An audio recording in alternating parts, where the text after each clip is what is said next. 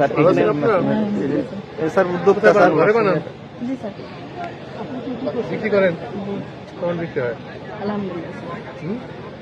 কবে শুরু করছেন কতদিন আগে থেকে? 2022 সালে সেপ্টেম্বর মাসে। অনেকদিন না আচ্ছা ট্রেনিং নিয়েছেন নাকি আপনি? হ্যাঁ জি স্যার, কোথায়? ঢাকা সাভারে।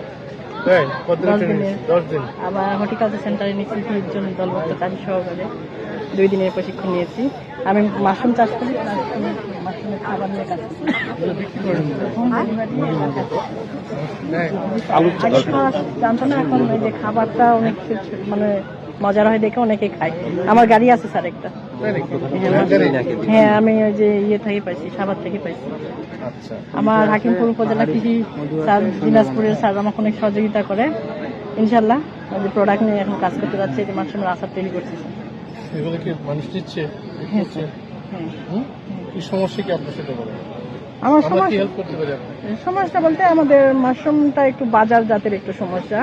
কারণ মানুষ কিনে নিয়ে গেলেও মানুষ এখনো খাবারটা বুঝেনি যে মাশরুম কেন খাবো আর কিসের জন্য খাবো।